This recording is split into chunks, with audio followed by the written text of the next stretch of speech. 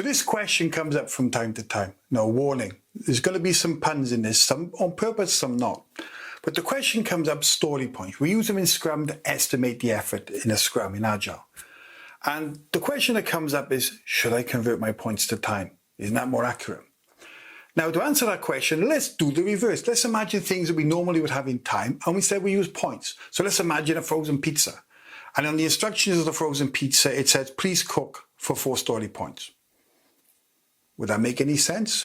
Now, if you take for the poor pizza, for example, and it says 3 story points, you're going to say, what's that? I maybe overcook or undercook my pizza. So if that doesn't make any sense, why then would we do the opposite and convert points to time? Well, firstly, you need to understand what points really are. And more importantly, the thing we shouldn't forget, the really important thing not to forget, is that actually we have the time already. We've time boxed it. We got our box. We got our sprint length, 2 weeks, 3 weeks, whatever it is. We've boxed the time already.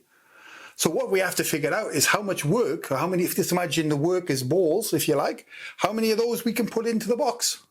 We don't want it overflowing. We don't want it too empty. We want it just right. You see, a story point is something that's relative, one story point to the other, or big or smaller. But more importantly, it's a representation of an experiment. It represents, one, that we have some imprecision. We're not precise enough to be able to make it time, but we do have some power and capabilities if we make it a point by using experimentation, a real experiment. The experiment is, we say the hypothesis is 1 story point is worth X, and all these story points fill everything up to the brim, and that's our box. That's our hypothesis. We run our sprint, we do a retro, we look at our velocity charts, and we figure out how close we were or far away we were, and then we adjust. And this way we continue to improve by inspection and adaptation and improve the estimated time. But the whole thing by using a story point is, firstly, you're saying, I don't have the precision to use time. And if you do use time, you're fooling yourself. Or actually, you're using the wrong approach. If you're so accurate with time, then you probably didn't even need to use Scrum in the first place. If you're so accurate, you can just do a standard predictive approach, potentially. So the other aspect of this is, if you use time, then you have boxes inside boxes. So you use time boxes inside time boxes. It's like a Russian doll. Where does it end?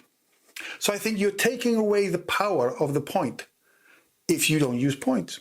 One other really important point, sorry, the puns are coming really strong here now, is the mindset of the people. When you're asking your guys, say, how much time is this? They'll be going, ooh, instead say, what's the complexity of this? What's the interdependency? What's the risk? You should be asking those questions and getting the team's minds thinking in those terms when they're estimating. Really changes the mindset by thinking about those things, and not just an arbitrary, precise time, which you don't have precision on, which is why you're using Agile in the first place. So the message is, I think you're losing a great tool and power if you try to convert the time. And I think in some ways you're fooling yourself that you have the precision that you don't really have if you're converting your story points to time. I've seen teams do it, and it's always ended in an unhappy story. I've never seen it ever work. So my advice is, don't convert your story points to time.